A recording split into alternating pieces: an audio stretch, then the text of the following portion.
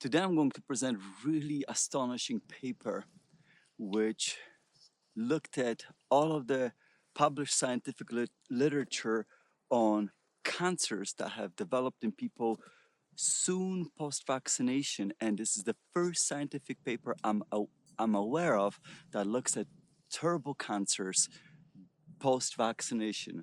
Yes, you heard this right. And right away, let me explain turbo cancers. That's not an official medical term, but they are real. I typically describe turbo cancers in medical terminology. They are described as hyperprogressive disease. The scientists in this particular review, they call it something else. They call it tumor hyperprogression, but they definitely make it clear that we're talking about the same event as hyperprogressive disease, because they do describe that we have seen this before after the immune checkpoint inhibitors, which is how turbo cancers have been discovered. And this was prior to even the pandemic. But the reason why I was astonished about this is because, look, many of you people in my channel have been commenting about turbo cancers, and you are right. So, but again, turbo cancers is a street name. So remember that it's a real event. But this is the very first time we see any scientific description that genuinely describes this post-vaccination.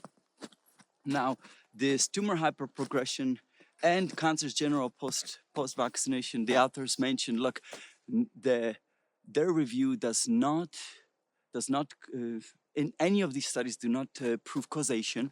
So that's important to mention.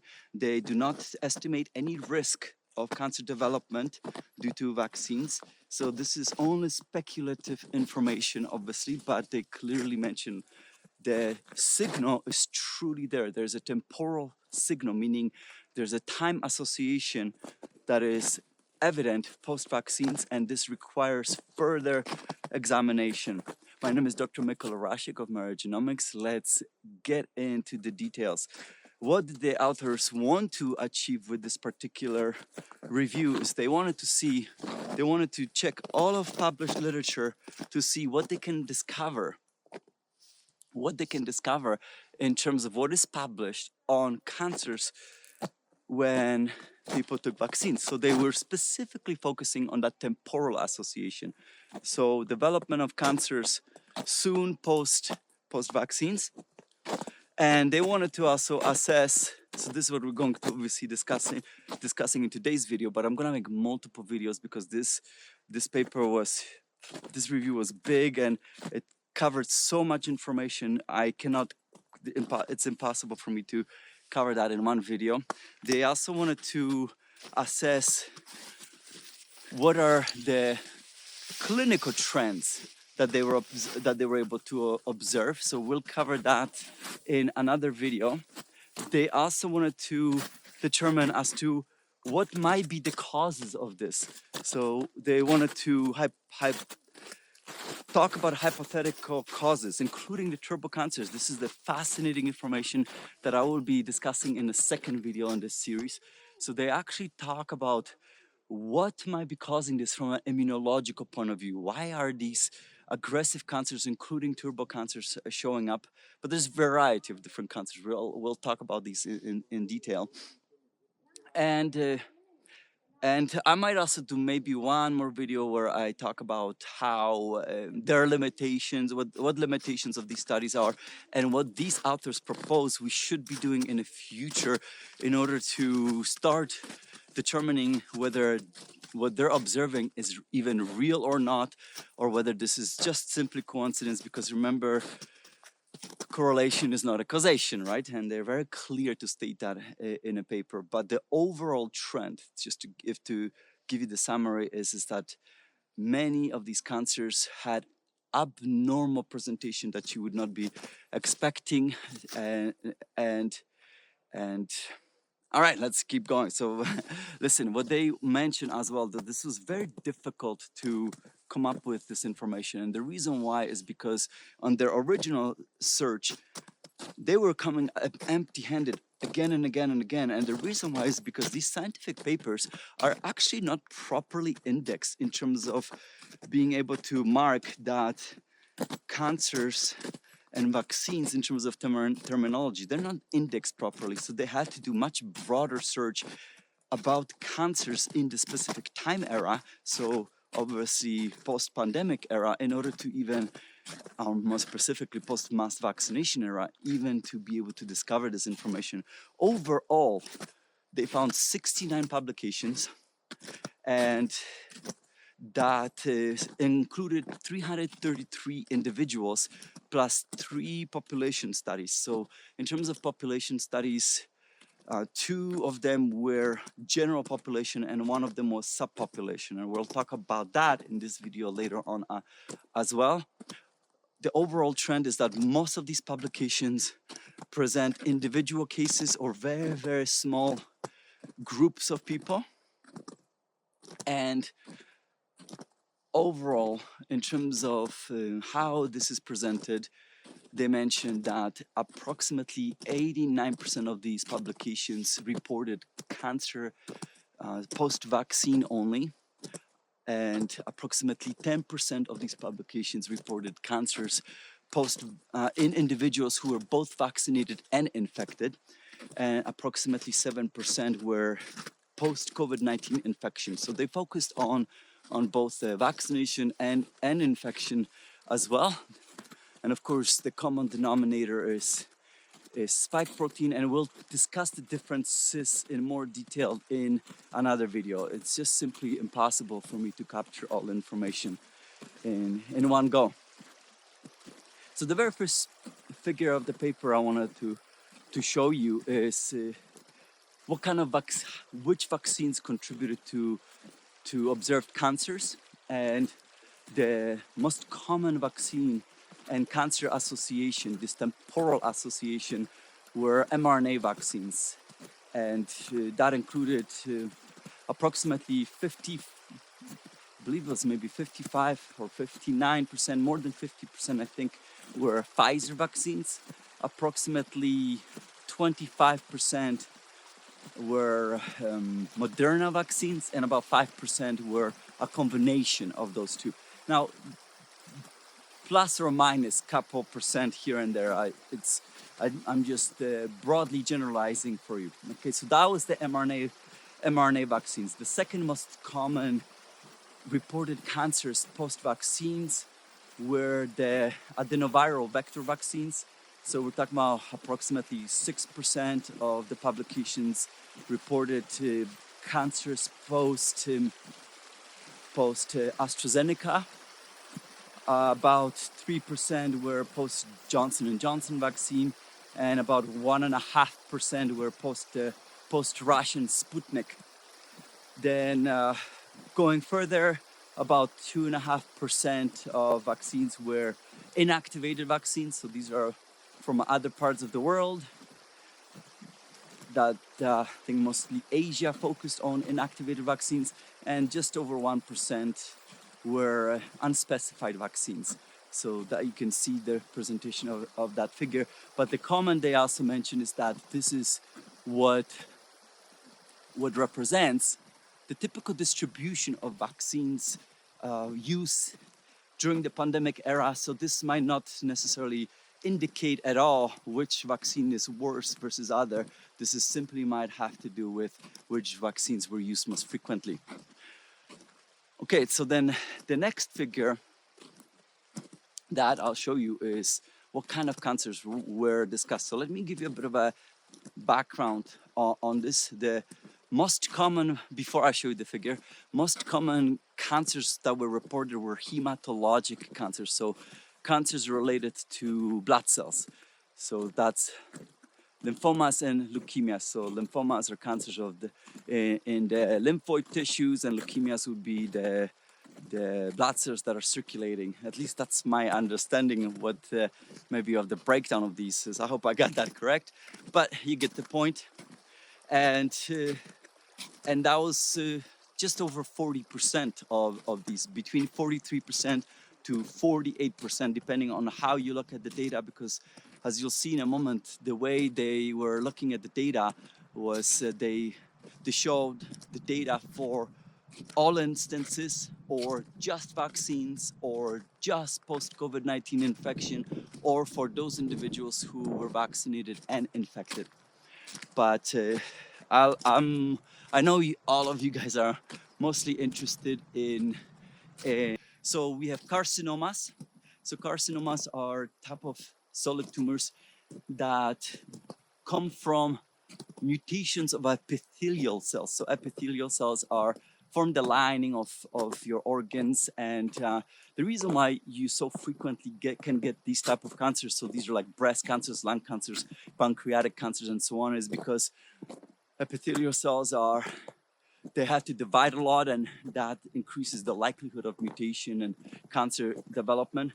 So these are carcinomas, but and within carcinoma they also included everything related to gastrointestinal issues, including polyps. So keep that in mind. And then we have gliomas. So these are cancers in the brain. Now that are cancers of these glial cells. Those are supporting cells in your brain, not neuronal cells. You rarely, or basically, as far as I understand, you never have cancers of neuronal cells, because they don't, once they form, they don't divide. So these are non-dividing cells, and that's why you never see cancers of actual neuronal cells. And they labeled it as glioma and glioblastoma, I believe, and that's just simply a form of glioma that's more aggressive. This also included some rare cancers, and that included sarcomas. Sarcomas are cancers of connective tissue. And the reason why sarcomas are in a separate category is because they are different cellular origin than epithelial cells. They, during our embryonic development, I believe they're mesenchymal cells. So hence they have their own little category.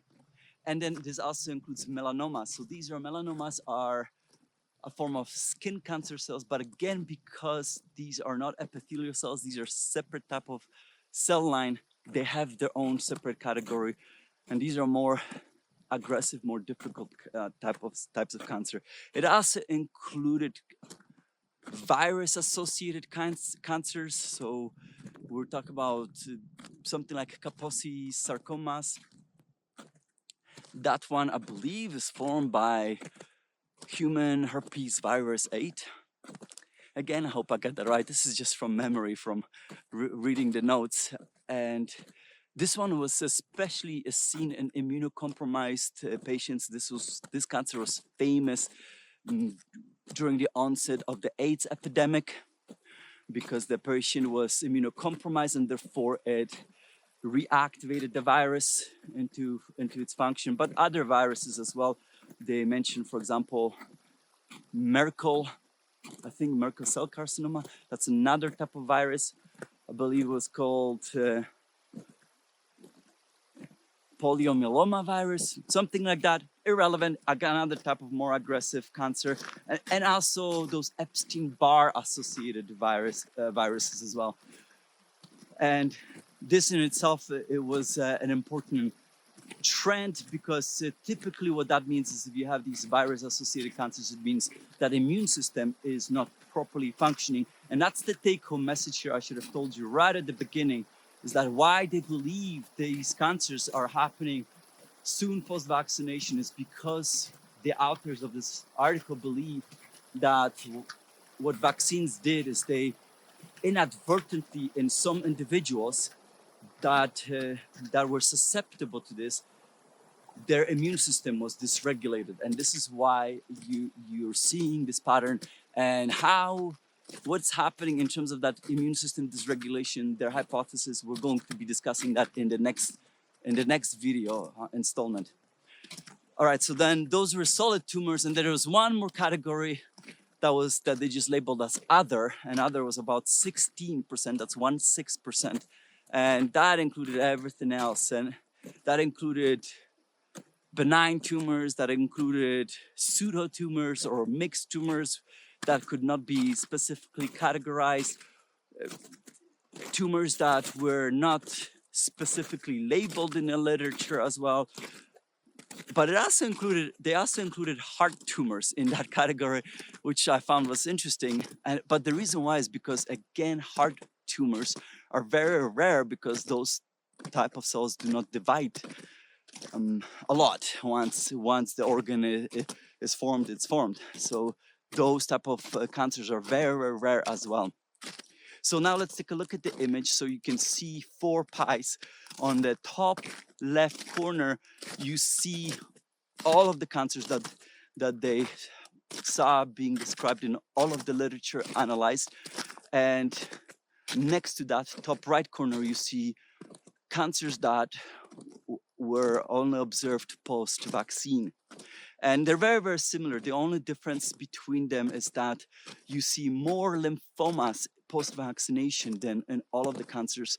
So you see about 43% of lymphomas post-vaccination at the expense of fewer recorded, I believe, sarcomas and melanomas.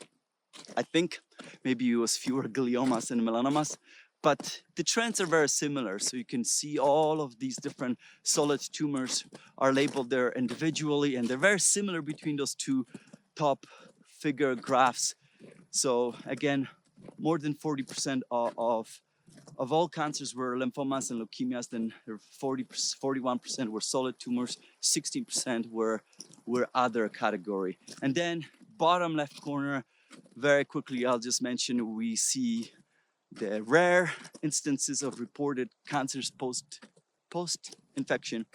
And if I'm not mistaken, that was mostly melanoma and glioma and sarcoma, I think, but hopefully I remember that correctly.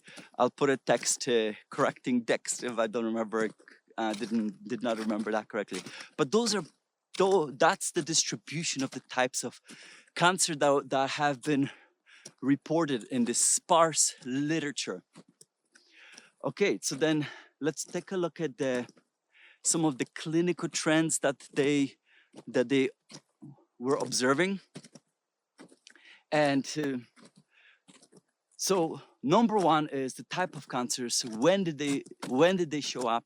And so they're mentioning that many of these cancers some of them were new cancers where the patient never had cancer history before. A lot of them were recurrent cancers, but this was unusual because there was a short latency window of recurrence. What does that mean? It means that the recurring cancer came back soon after prior cancer was treated. So unusual behavior. And some of this included cancers that were already existing, but they became more aggressive in their behavior as well. And all of this pointed to the authors that was one of the clues that because you have this variety of events, that likely we're looking at immune system dysregulation here. So, and these cancers had abnormal atypical presentation. We're talking about in terms of analyzing its pathology, and again I mentioned its aggressiveness was frequently reported, how unusually aggressive it was, aka the turbo cancers that we will be discussing, what might be happening in terms of immune system in the next video. All right, so then you probably might also be curious as to when these cancers occurred. And remember, the purpose here is they were looking for time link between cancers and vaccines or infection. And they were showing up quite rapidly post-vaccination. They reported that about 50% of these cancers were reported between 2 to 4 weeks post-vaccination. And some of them were on a longer term time scale. So the reports also range anywhere between 2 months to 8 months, but some of them were also even more rapid. In terms of the more rapid presentation, typically that was between 7 to 14 days even, but there were even reports of cancer being reported literally a day after vaccination. Now, because they also analyzed those few papers of the population studies, then in those population studies, the average time point of appearance was from the population studies was somewhere between 8 to 9 weeks. Now, that also, this rapid onset of these cancers was also a clue to these authors that again, something is wrong with the immune system. Now, in terms of where these cancers were appearing, many of them were appearing near the site of injection. So the most common near site of injection areas were the deltoid muscles. Of course, that's where the vaccine was going in, the armpit, and also surrounding lymph nodes around that area. And we'll see a lot of that in one of the videos that I'll make, where I will actually discuss the cases that they presented. They presented a lot of figures from the past literature, and I thought I should do a video just on that one figure. Very complicated, so it has to be a separate video. But so stay tuned for that. And so that was also a clue. In terms of number of vaccines contributing to cancers, they mentioned that most frequently reported cancers were post-second shot or booster. So this suggested to these authors that there is like an additive immunological dysregulation that eventually culminates in the undesirable effect. And I should have also mentioned, in terms of clinical presentation, the unusual presentations, including those triple cancers. I think they mentioned that a lot of it included gliomas and pancreatic cancers, and can't remember the third one. I'm gonna take a random shot, maybe it was lung cancers, but we'll see when I relook at my notes. All right, so that's in a nutshell what they were mentioning in terms of how these cancers were being presented. So how did vaccines contribute to these presentations? So there was no figures with that, so this is just simply verbal communication for you. And next thing I want to tell you is the population studies, okay?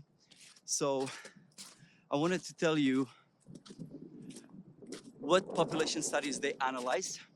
Oh, one more thing that I also should mention is that these cancers were also associated with presentation of elevated PD-1 marker. And I discussed this immune marker in detail in one of my videos dedicated to how mRNA vaccines might have increased sensitivity to immune checkpoint inhibitors. And they discussed that specifically. They discussed that this marker might indeed be good if you're using the therapy. And they specifically mentioned that article as well. But they mentioned that marker, if you're not using that therapy, then that marker might actually be unwanted, because it can be a marker of a problem that cancers are getting worse. So that's another thing I should mention. Just waiting for the wind to pass. But let's talk about the 3 population studies. 2 of these I have already covered in my videos. So one of the population studies was South Korean Seoul study. So check out the video I did for details. Briefly, this was a population of, I think it was 8.9 million people. They followed people for 1 year post-vaccination, and the take-home message from that study was that vaccination appeared to increase the risk of cancer development of 6 types of cancers. Again, check out the video for details. And the main limitation of that study was that short duration time window of analysis of only just 1 year. But again, based on why these might be appearing, this might explain why we see these cancers develop rapidly as opposed to slowly because of the immune system dysregulation. And I actually should have said this at the start of the video. That actually might be a silver lining out of all of this, is that the most dangerous aspect of these most dangerous turbo cancers might be behind us, because you need that immune system dysregulation to a specific parameters which were associated with the vaccine itself. So it was related to what the vaccine was doing in a short time window to the body. All right, so that's the silver lining, that the threat of these turbo cancers might now be gone. The bad part is that the threat itself might not be over.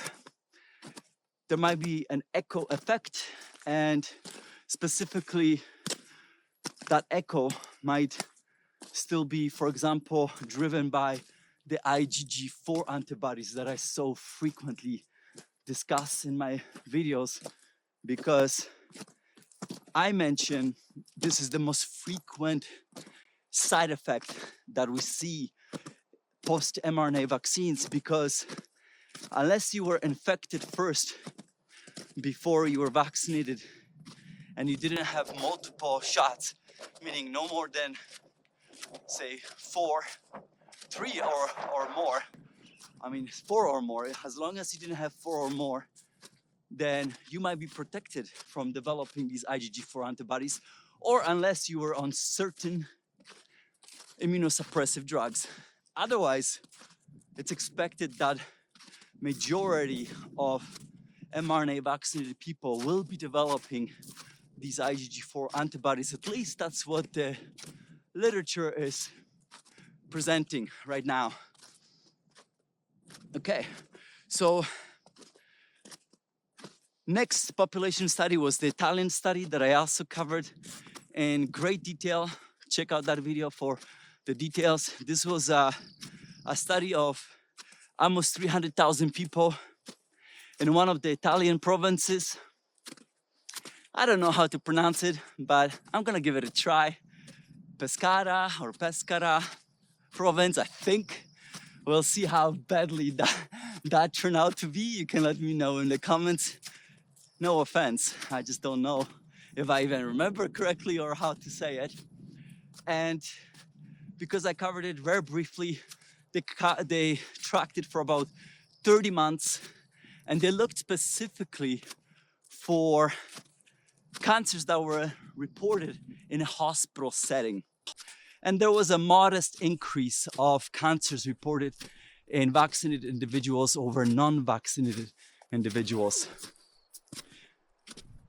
So the limitation of that study was, of course, that they used the hospital setting as a proxy for estimating cancers. And like many of you commented in the comments to that video, that captures only a small subset of cancers in the population. So it's not a good proxy for potentially for truly capturing what is happening in the population at large. And that brings me to the last population study, but it was a subpopulation because this study, I've never seen it before, so this was the first time I reviewed it, and this was active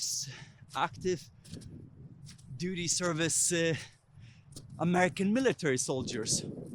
And they analyzed these soldiers for specifically non-Hodgkin's lymphomas. And before I show you the data for that one, let me give you a bit of a background on these lymphomas. So you have a broad categorization of lymphomas into two categories. You have Hodgkin's lymphomas, and these are rare or more rare. They're about make up maybe 10% of these lymphomas, and those come from B cells. So lymphocytes, we have three types of lymphocytes: B cells, T cells, and natural killer cells. And these are B cells that stop functioning properly. They're practically zombie cells. That's how my understanding of it was. But they don't die for whatever reason. And the good news is that these are very predictable cancers, and there is a very predictable treatment course for these cancers.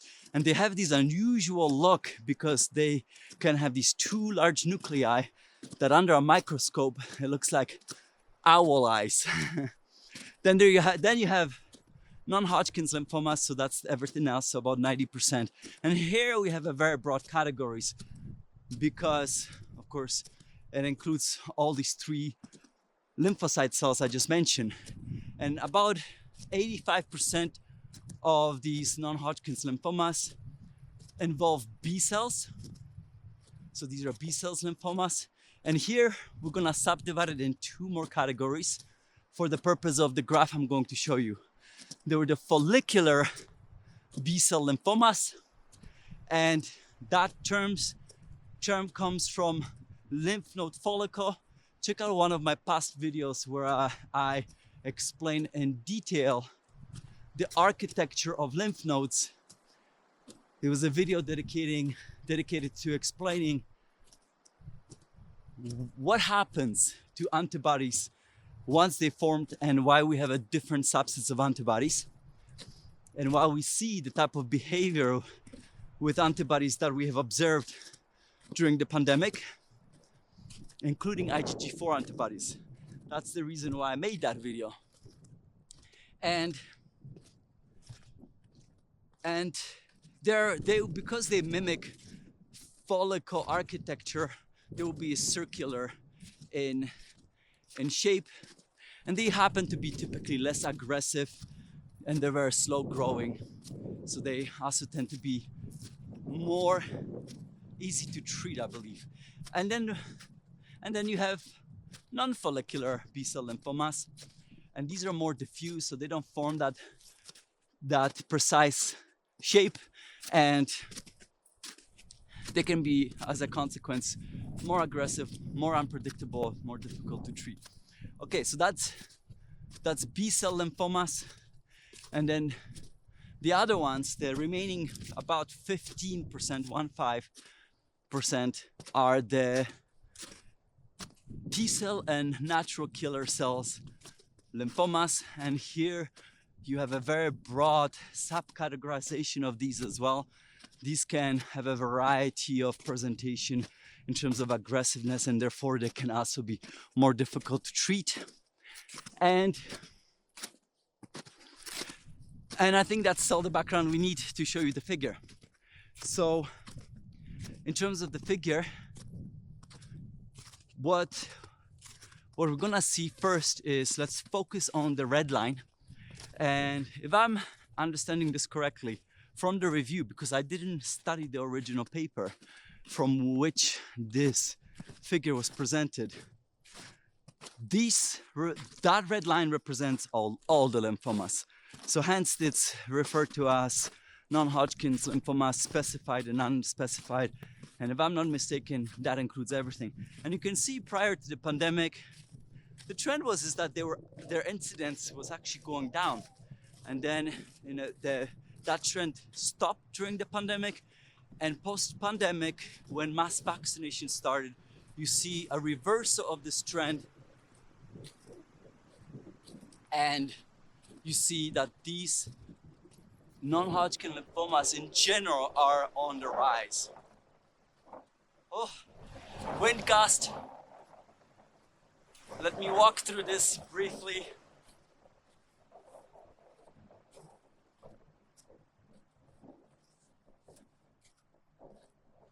And enjoy the view for a second,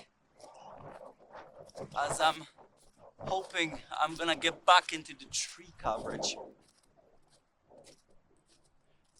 All right, so the second line that is of interest, we're only gonna focus on 3 lines. The second line that is of interest to us is, I believe it was those non-follicular lymphomas, so those non-follicular B-cell lymphomas, and the trend there is slightly, I mean, it's similar. So where you see the trend that these cancers were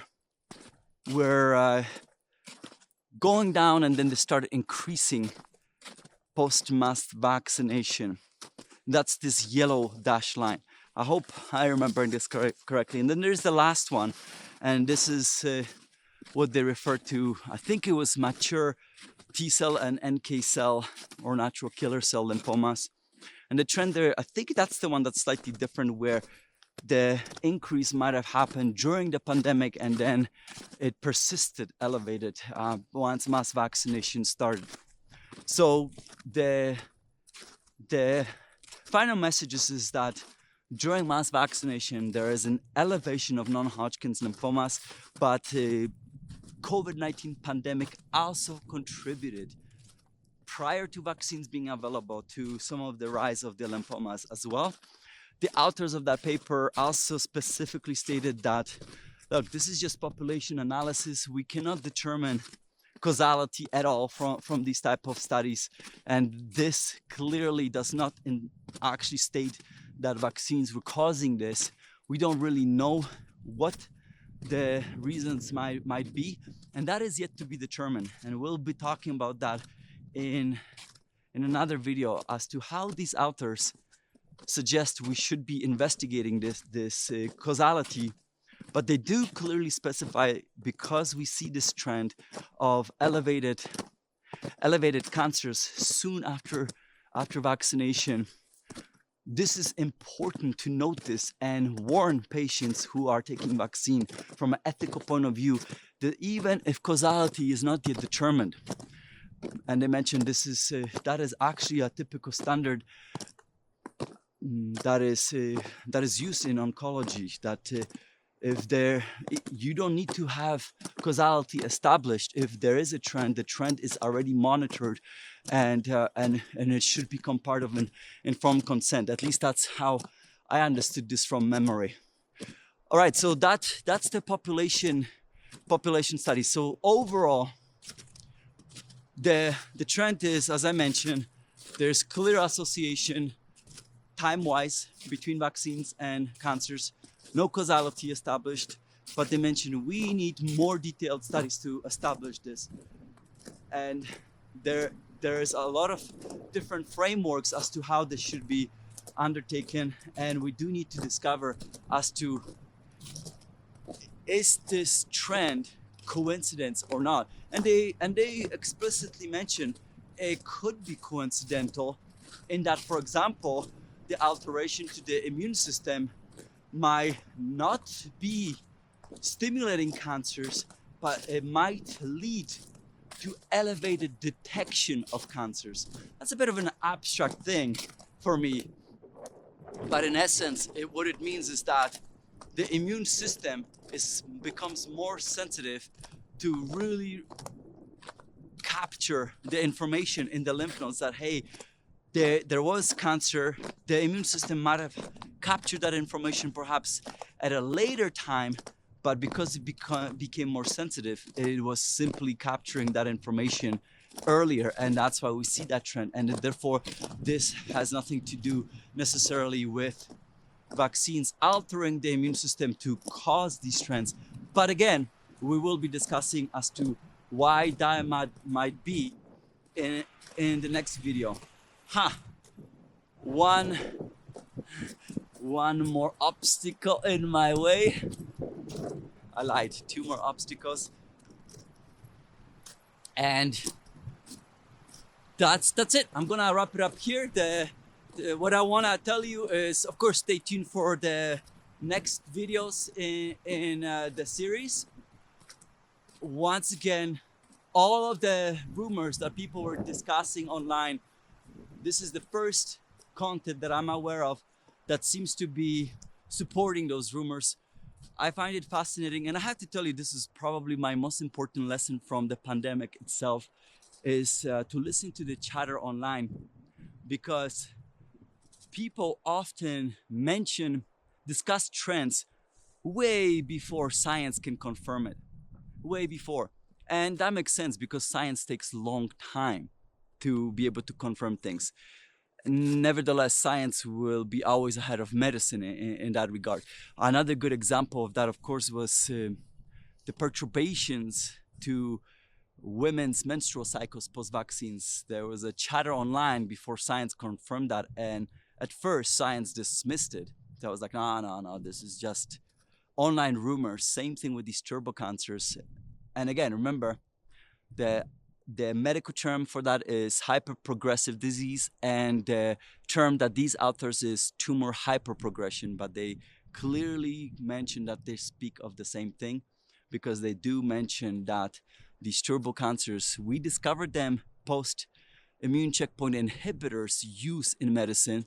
That's where we first started to see turbo cancers in greater amounts, hence it was surprised. At first it was not even understood if this is a real event or some anomaly, but now we know it is a real event. And again, that preceded the pandemic. Check out my videos on the discovery of turbo cancers. But I was very impressed that we actually got a first article that literally starts talking about turbo cancers and vaccines. So this suggests that at least this was not all just your imagination, that this is a very real trend. All right, listen, please please subscribe, especially subscribe, because I gotta tell you, YouTube, as far as I know, YouTube seems to react in terms of algorithm the most to that one. That's at least what I think. I could be wrong about that. But to me, it seems that that's when YouTube pushes the video more. And hey, that's how I make a living, just these videos. And please leave a comment as well. I have to tell you that over time, I've done quite a few videos on cancers, and I probably had hundreds, if not thousands, of comments about people discussing cancers post-vaccination. I released one video before on a paper, which at the time was a preprint, that discussed this hematologic type of cancers post-vaccination. That paper, by the way, finally, after I believe 2 years, was finally peer-reviewed and published. So it took a long time for that paper preprint to be acknowledged and be properly published. And unfortunately, that video has been restricted, so I could not make income on it, but it's one of my most popular videos ever, and for that video alone, I probably had approaching 10,000 comments, which is crazy. And I avoided seeing the comments for a long time because it was a little too depressing, but eventually I started to, and it's just incredible how many discussions of cancers have been mentioned. So this seems to potentially corroborate that. But again, look how rarely this information actually makes it into scientific literature. It's deeply unwelcome information for the medical establishment. And so yeah, continue with the comments, because that's where I learn a lot, and that's what guides me in terms of what to pay attention to. Hence, when I came across this paper, somebody sent it to me, I was like, wow. All right, I'll see you guys next time, and take care.